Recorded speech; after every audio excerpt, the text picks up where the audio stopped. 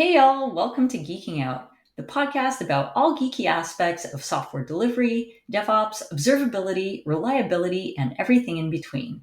I'm your host, Adriana Villela, coming to you from Toronto, Canada. And geeking out with me today is Nayana Shetty from the Lego Group. Welcome, Nayana. Hi, Adriana, and I'm excited to be here, and it's going to be interesting to see what we uncover over the next half an hour or so. Yes, absolutely. I am super stoked because I always love talking to fellow women in tech. And also, you work at Lego, which so iconic, such an iconic product. So I definitely mean, excited there's to not been one person where I've introduced myself and said that I work for the Lego Group, and that's not put smile on them. There's not been one person. I think it's the best place to work at that way.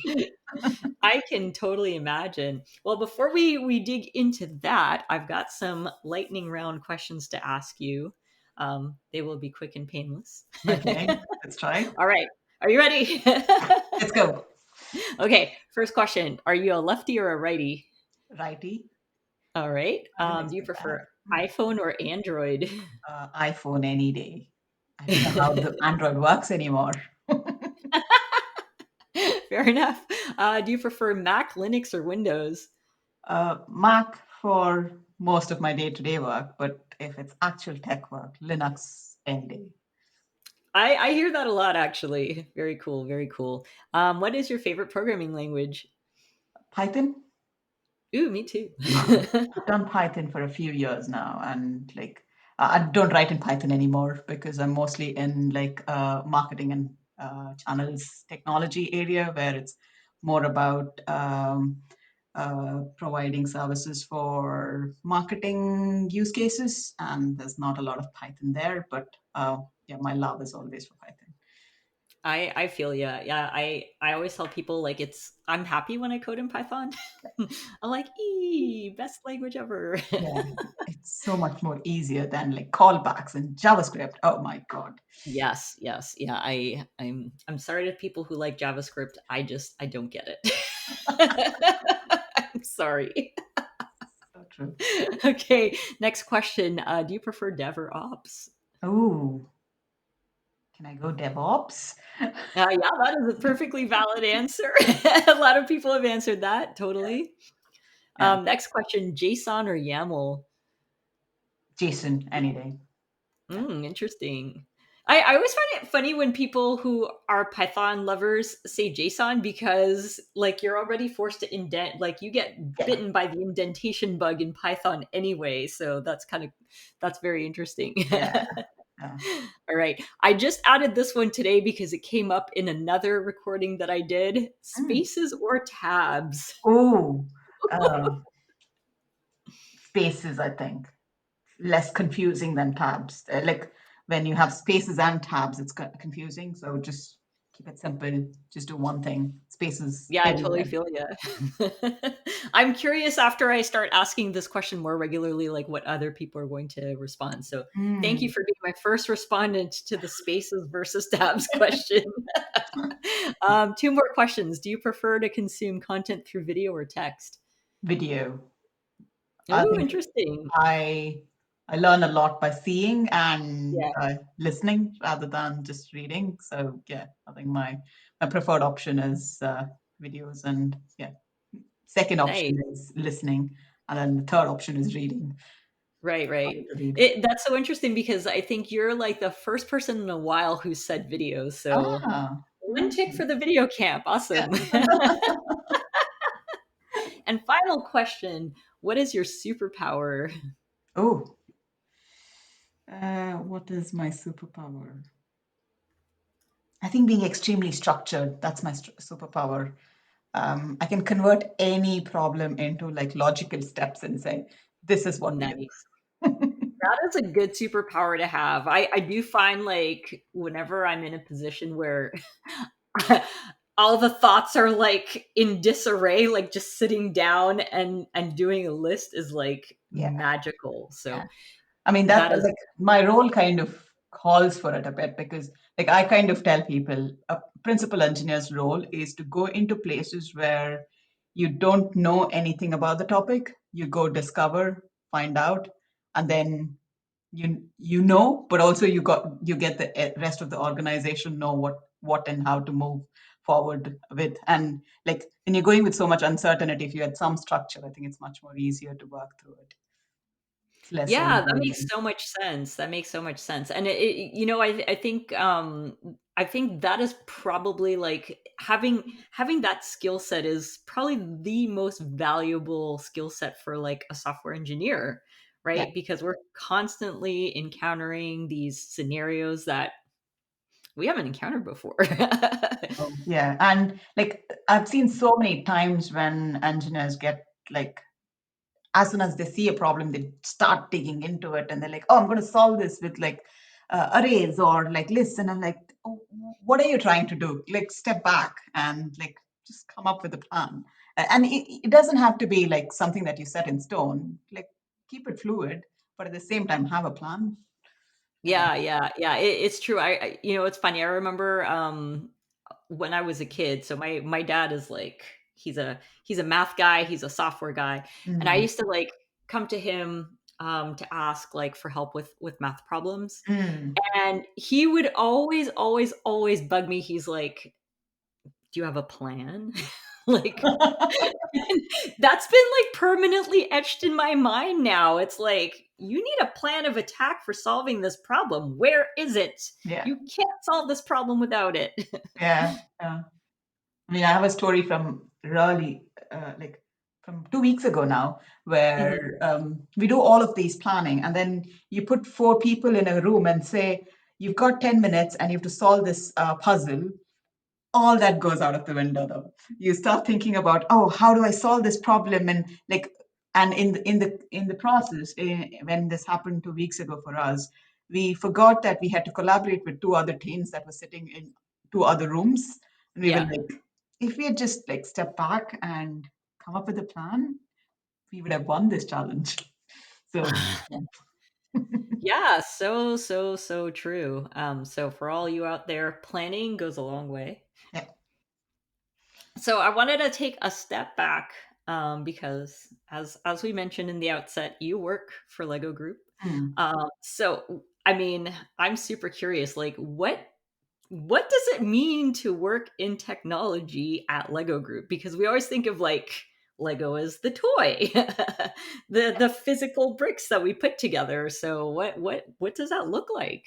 So there's a lot of digital transformation that's been happening over the last 2 years or 2 to 3 years at the Lego Group. And this means that there's technology being introduced in all sorts of places from like, I work in the marketing and channels technology area, which is to do with how do we sell to shoppers on Lego.com, to how do we sell on Amazon and Tesco's and all of those kind of places, to how do we do good marketing and like brand, like what sort of a brand, like Lego has a very strong brand image, how do we sustain it and how do we build on top of it, like what sort of technologies can support those kind of brand image and like the shopping side of things. So that's with the marketing side of things, which is where I mostly work on. I do very little on the product side of things.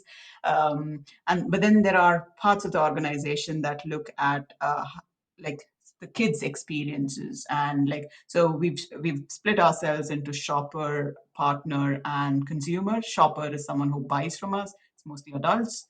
And then there's partners who are like Amazon and Tesco, those kind of companies who buy from us.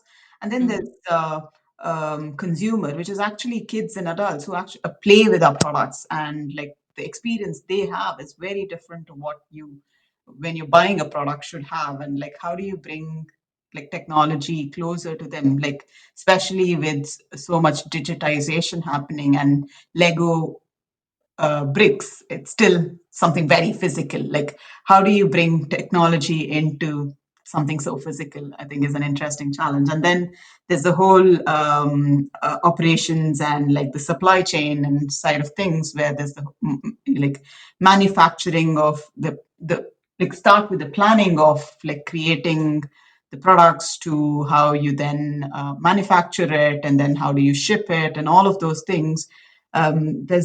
There's a lot of like investment that's gone over the last few years in like digitizing a lot of these things and like bringing the business processes closer and like redefining some of our business processes to be more like engineering focused, Hmm. or like simplifying it so that the architecture is much more simpler, and that kind of stuff has been like a massive thing over the last few years now. And a lot of teams are like, it's a new space for a lot of teams. Like when I joined 2 years ago, I was so fascinated and surprised by how much you can push tools like SharePoint and Microsoft SharePoint and Excel and PowerPoint to do like to run a business basically. Like I came from an organization where everything was digital, so for me this was like fascinating to see that Hmm. they're actually selling, like planning, selling, and all of those just through Excel sheets. And like now, 2 years down the line, we see a lot of like digital services which are actually solving these for our business. And yeah, I think that's where uh, engineering and technology plays a very strong hand in how we move forward as the Lego Group, and like how we evolve ourselves, I guess. Right. And so, what do you think, like right now, are some of the most challenging problems that you're working on? Mm. So the area I look at is in marketing is to do with like personalization, and like because of the strong brand we've had as the Lego Group, like we didn't have to go to the level of individual persons' needs and requests to actually figure out how do we make a difference in in their shopping experiences until recently. And now we've pivoted to be like it's all about that experience, like especially Gen Z and like the future generations are so much on the internet that like everything they need has to be personalized and has like there's an expectation that if you don't know me, don't sell things to me. Yeah. That's how I think the expectation is. So one of the major challenge I'm working with is how do we bring technology into personalization? How do we collect data in a much secure way? So like there's the whole legal and privacy aspects of collecting personal data, and then how do we then translate that into making sure that we use it in a consistent way across our different product teams and stuff. So one of the things that we hold quite dearly from a principles perspective is that we follow domain driven design thinking, which Hmm. means that there's very modular, clear boundaries to our product teams, and they can work independently to deliver the business outcomes. In the marketing space, that's actually a not so common concept. Like when you look at any tools that are out in the market, they're very much like they can solve it all for you in one single product. But you don't need one product for the whole thing. You have four different product teams looking at it. So how do we break that like a single monolith kind of approach, which is what marketing has been in the past, to much more modular, domain driven kind of product teams and product areas and stuff. So that's been one of the major areas that I've been working on over the last year. The other one, which has started cropping up more recently, is like how do we collect or gather engineering metrics, and this comes from the fact that so we've invested a lot over the last 2 3 years in technology. We've grown quite a lot. How do we know it's actually bringing us the right return on investment? Mm. And like what are the right indicators that show us that our engineering teams are working efficiently and stuff? And we need to do this in a way that's like not poking individual teams saying, oh, you're better than them because your let's say deployment frequency is 5 and that team's deployment, like that's not the level we should be going into. But what is it that we should be looking at more widely? So that's another area that we've been exploring quite heavily more recently, and I think this will be like a hot topic for the next year as well. Right, right.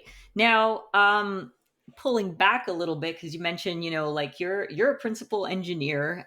You touched upon, some of the things that are within the purview of your responsibility, or the expectations as a principal engineer. What would you say is like kind of the one thing that stuck out for you more than anything, like when you moved into like a principal engineer role? Because the expectations are vastly different from, like, say, a junior, where you're just writing some code that someone told you to write. Yeah. So I moved into a principal engineer role in like I was at the FT when Financial Times Mhm. when I moved into the principal engineer role, and for me at that point it was like and principal engineer roles are very different across different organizations. Where at the FT, it was a 50-50 kind of role where 50% of the time I spent on people management and like team health and that kind of stuff. And 50% of the time is what I thought about tech strategy and the direction we want to move in and stuff. Where now at the Lego Group, it's very much the tech strategy role. It's an individual contributor role where I'm mostly thinking about the long-term direction and the guardrails that we need to enable the teams on.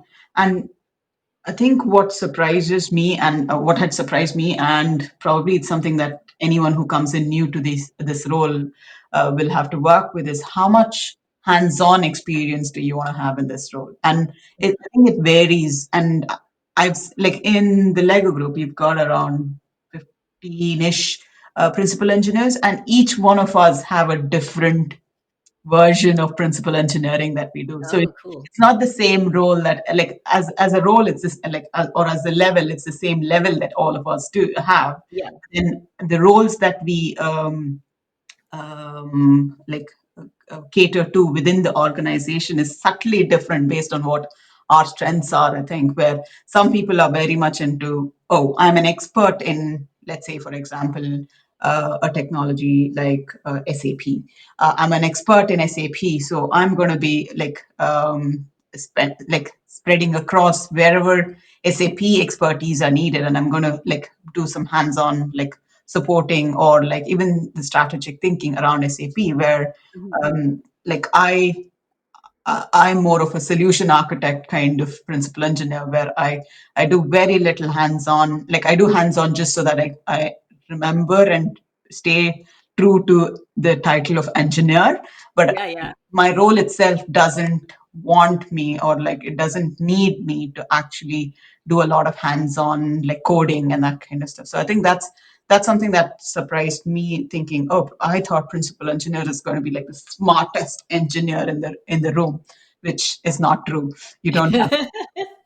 I'm not that. I kind of see myself as a person who can glue the right people together, so we reach that best outcome possible for the organization and stuff. Right, right. And that is like such an important skill. I mean, it's not necessarily about having the answers, it's knowing the people who have the answers Yeah, and putting them together and making sure they exactly. play nice. Yeah, yeah. And like, so I kind of see myself like doing the glue work. Like I say principal engineers are the glue across the organization, breaking some of those silos and barriers across organizational constraints and stuff. That's what a principal engineer should be looking at. And then the other thing is like we're also part of leadership team. So I'm part of the marketing and channels technology leadership team. So what sort of engineering culture do I want to like help the organization get get behind and that kind of Yeah. stuff, and being being like a positive influence on it. I mean, given my role, I work very closely with engineers on a day-to-day basis, so I hear a lot like just on the ground kind of, I wish they had this, I wish we had done that. So just hearing those things, and like when there's enough of those wishes that you hear, you're like, okay, can we like positively influence it? And that's, I think, something that a principal engineer kind of plays a key role in, bringing that people's voice into like spaces where there's just leadership leaders in a room and stuff. And like how do you then create an like change because of what you know and what you're surrounded by and stuff. So yeah.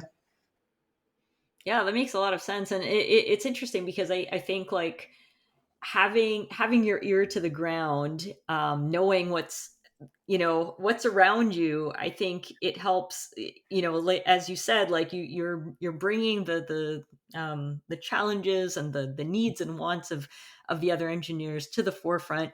But also, I guess it helps you with that glue aspect of your job as well, because then you're in tune with, like, who knows what, who's in Yeah, the know. exactly. Yeah, and also it adds to, like, they trust me enough because I've like helped them somehow, kind of thing. Like, how Yeah. do you build trust? Especially like, and this was something which I think was something that I had to learn when I moved to the Lego Group, because at the Financial Times I moved through like different roles, and I started as a junior. I started as a QA lead, and then moved on to like tech leading, and then slowly into being a principal engineer, where people have seen how I contribute and what my opinions are about stuff. So they already know about me, and they trust me Yeah. enough based on what I've delivered. Where when I started here, it was completely different. Where like some people trust. I mean, there's an inherent trust that you get because you're in a role, but other Yeah. than that, there's not trust that they believe you've done that thing. That's why I trust you. So Right. how do you generate that quick trust among your peers and people who you work with is like something that I had to learn as part of joining the Lego Group. And I mean, there's probably something that the Lego Group is really good at, which is that open culture of you can just go and talk to people, like understand where they're coming from, and then like it's one of those places where I felt it's easy to debate, but then at the end conclude somewhere. Right. Right. That's so cool. Because I think, I think you touched on something like really interesting, because, you know, I think one of the hardest parts about joining a new organization is having to build up that reputation, that trust, so that people see that, like you're you're worth the paycheck you're earning. And that can be really scary, right? Because you've got that ramp up time where you got to, like, figure out the landscape, but then at Mm, the same time you have to have some level of productivity so that people are like, okay, I know I yeah, can go to her, I trust her. yeah. Yeah, I kind of I spoke about this in a conference recently as well at the Lead Dev in London, where I talked about these different sizes of problems as a principal engineer that you should be thinking of. So there's the whole, and an analogy that I learned from my previous manager was this. Um, the rock, pebbles, and the sand, where if you fill your jar with sand first, then you have no space for the pebbles and the rock. So when you start in a new organization, the first thing worth doing is understanding what those sand are, what those rocks are, what the pebbles are. That you can be getting yourself involved in, but being very conscious about what you can pick up. But because if you end up picking all of the sand, then you're doing all of those little changes, but nothing's like it doesn't justify the salary you get at the Yeah. end of the day. So how do you then rebalance to make sure there's enough rocks that you work on and pebbles and stuff? So yeah, Yeah, something yeah, it that makes you a lot of sense. consciously think about.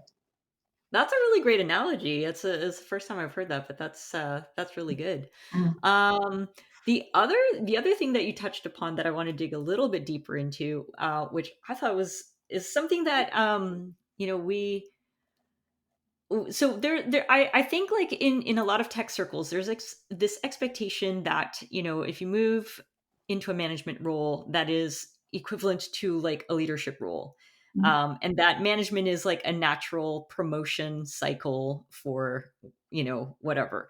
yeah, I definitely have that impression. Like, when I started my career, I'm like, oh yeah, I need to be a manager, I can't be a developer my whole life, no. yeah, And but the thing that I thought that was really cool about what you said is that, even as, in your position as a principal engineer, mm, as an individual contributor, mm, you're not managing people, but you have a very prominent leadership position. yeah. And I think that's such an important thing to underscore, because I think a lot of people conflate, like, oh, the only way to be a leader is by having a management position. Yeah. And I kind of like doing this role now for 2 years. I think I found that like this is indirect leadership where you don't actually Mhm. manage people, but you still have an influence on like what happens within an organization. And when you're having that indirect leadership, it's all about like um, how you bring along people on the journey and how do they like for me when I'm working on a tech strategy or any of those things, it's the day when I hear other people tell that this is the tech strategy that we've got within our org. That is the day I feel like I've actually done my job because Mhm. that's my role where I've influenced people enough that they have bought into it, that they call it out as the thing that needs to happen and stuff. So Yeah. it's very different to like if I was managing people, I could say, you report to me, and if you didn't do this, then we will have to go through um, all of the people management side of things, which is Yeah. I have none of those to do. So it's Yeah. like you do get the best parts of management. I think being an individual contributor and like influencing the rest of the org, where you're like bringing people along and like, but at the same time I do work very closely with the senior directors who actually have the management responsibility of these orgs. Where, like, if I see things moving slowly, I kind of lean on them saying, "Can you help nudge this happen?" Or like, "Can you help make this happen within the organization?" And they surely have the direct influence, which I don't. But like, you have to use that levers at times. But like, Yeah. at least 80% of the time, you can get away without that. So yeah. Yeah, yeah, and I think that's an extremely important and useful skill to have, no matter what, right? To be able to exert influence. So, like for you, like how what's your strategy in terms of like exerting influence? Like how do you make it work? Because I mean, it's so difficult, right? Especially when you're dealing with all kinds of people who are like, oh, this is the best idea ever, and then there's the nope, I don't care, I Yeah. don't like your idea, I'm not going Yeah. to do it. I mean, it happens, and like, I think this is where like it's the carrot and the stick kind of approach, Hmm. where you show the carrots, and then there are times when you like a lot of the work that I do is talking about why it's important to do certain thing in a certain way, or like if you're saying like recently I was working on like the what our guardrails around PII data handling is, Hmm. and like getting the right people involved. So it was not just engineers' opinions, but getting people from legal and like privacy office involved in that decision making from the start. So we're not bringing them later on, but when we thought about this is an idea that we should do something about, bring people on early so they feel like they have contributed into it and they have a stake in it. Um, which sometimes can be hard given like everyone's got busy lives, and there's like a lot of people working on product teams are thinking about, oh, this is my OKR that I have to deliver to, and all of those kind of things. So like taking away from that is what a lot of principal engineers will have to do, where we say, oh, that is important, but in the next quarter, if we did this, this will make your life easy, like just showing that futuristic view of what will Yeah. benefit them. And also like in a lot of times it's about coaching and mentoring people through like if you contributed through this process, then you can get into like as you develop, like engineering management is not just the option. You can also think about IC roles like we have as principal engineers and stuff. And when it all fails, that's when it's probably just getting back to the people leaders of these people who uh, troublemakers. Are they troublemakers? I don't know. Then getting them to help a bit more, and like, and this is where like I kind of see that relationship between the like senior directors and principal engineers being really close, where Yeah. we work quite like if we have to influence without authority, we need their support when that authority is needed. Yeah, yeah, absolutely. Yeah, and I mean, sometimes it's one of those things where you can't and probably shouldn't handle all the issues yourself anyway. So it's good to like know who you can call on to ask for help, to ask for the little nudge, to get people around to your corner. I mean, I Yeah. think that's also like an aspect of influence, right? Is having like a circle of people who trust that you know what you're doing and will follow you, Mm, because they like your leadership, and then mm, they can also exert their influence to influence others yeah. because they believe in what you do, which Yeah. is super cool. I've also like used other principal engineers across the organization as a support network because like the kinds of problems I work with are not within my own product area scope. It can also like span across multiple product areas or like multiple, we call it clusters within the Lego group. So when there are things spanning across clusters, I kind of lean on the other principal engineers and we work together so that it's more of like it's not her opinion, it's the company's opinion kind of Right. thing comes in, which also is quite handy to have in places when you have to influence people where they don't come within your part of the organization. They have no clue where you sit in the organization. They've not worked with you, so they don't trust you enough. So in those kind of Yeah. cases, it's worth like calling in on your support network or outside of your immediate organization and stuff. Yeah, and it makes sense because again, it helps to build that trust because it doesn't seem then like, oh, you have an agenda. No, like there are other people who will like see this in the same way. So hey, maybe there's something to it. Yeah, yeah, yeah. And I think a good thing that the Lego group that I've seen at the Lego group is that we have some core principles that have been outlined at the start of this whole digital transformation. Like I mentioned about the domain-driven principles that we follow, or it could be that API first kind of approach, or like the cloud first kind of so on. So those, I think, the core principles that we've laid out forms like that foundation that we can like lean on quite heavily when it comes to, okay, I'm lost here. What do I fall back on? I can fall back on those like core principles, and they're not special for the Lego group. So if you can read about it in like how other companies are doing to Yeah. actually learn from it, and then it's a good like safety net to have when you're, especially when you're starting new in an organization. Having that kind of a foundation layer that you can fall back on and stuff is quite handy as well. And it's also like when we're stuck in those scenarios where you have an argument, you can then go back to the first principles and talk about, okay, what does theory say, and then Yeah. work forward from there kind of thing. Yeah, yeah, makes a lot of sense. Now, going back to something that you mentioned earlier, Mm. which is, you mentioned that you don't get to do a whole lot of coding as part of your role, but you still like to stay sharp. So, what do you do to stay sharp with your coding skills?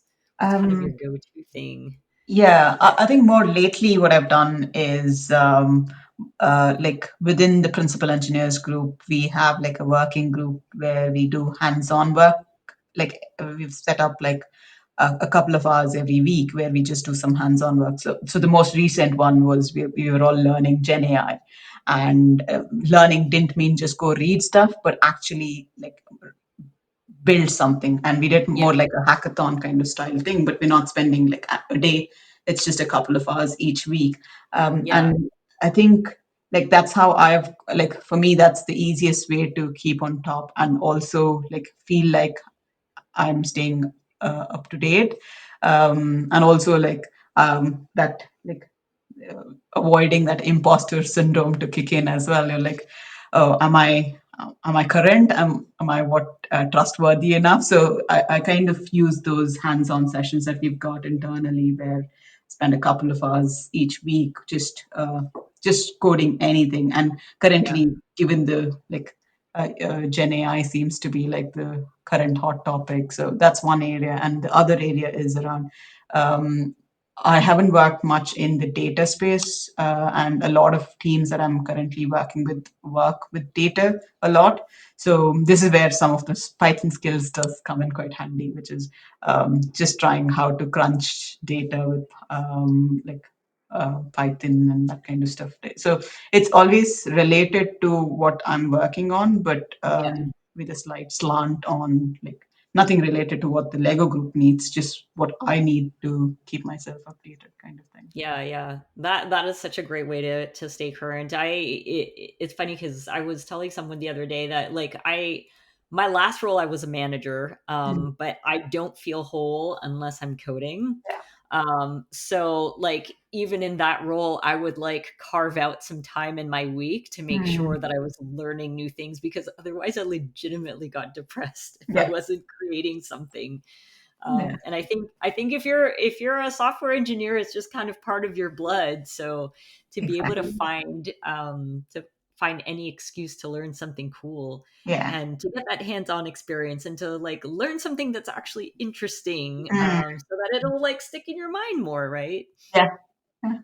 And I think another thing that I remembered was like when I attend conferences, if there's like an interesting piece of technology I would have seen, that's another place where I just go and play around with that for a few days. And like that's like conferences are my trigger to play around with a few technologies as well. So I kind of make sure I attend a few just so that Yeah, that becomes like the reason why I'm trying out stuff. So like we have to like at the end of the day, it's how we manage our time and like we are at a stage like we are our own time leaders of our own time, right? So yeah. we have to see how we manage it and yeah, carving out time is so important, especially as you grow in your career. You can you can go into that thing of I'm busy, so I can't Yeah. learn. It's a very easy vicious cycle to go into. But yeah, staying like aware of it, I think is quite good. Yeah, and like you said, carving out the time is super important, and not using like, as you just said, being busy as an excuse. Because like I remember an instance in when I was doing the management role where I was like getting really frustrated because we had like these no meeting Wednesdays, Mm, and so that was like my day to play around with stuff, right? yeah, But then, like, I kept booking meetings on my no meeting Wednesdays, so I had nobody to blame for myself. So yeah, until I took control of my calendar and started saying no, yeah. like, because I mean, people would book meetings on Wednesdays and I kept saying yes. Then Yeah, I'm like, no, yeah. no.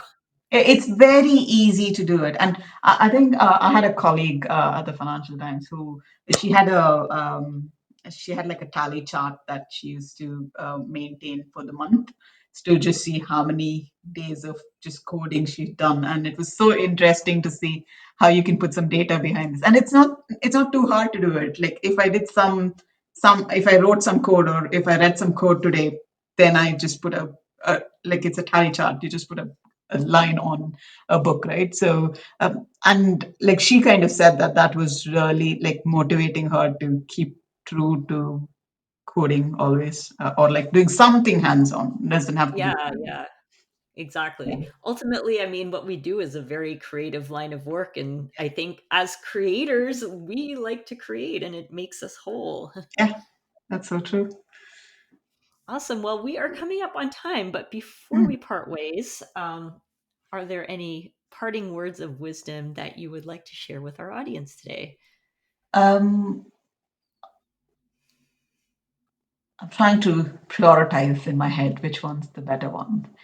Um, I think I'll probably go to one which we are in a macroeconomic situation where um, everything's getting tight and there are companies that are struggling and like uh, for me this is a time when engineering efficiency and like thinking about like how we uh, build more sustainable products becomes quite important. So I think thinking about engineering efficiencies and like um, trying to, I mean, and not in a sense of like I'm going to measure the four Dora metrics, or not that way, but Yeah. more of what can make my software more sustainable? What can I do to make it more maintainable, and so that I don't have to put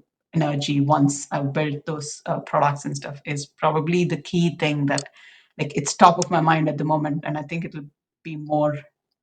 Uh, it's going to take a larger space next year when we don't know where the world is going and stuff.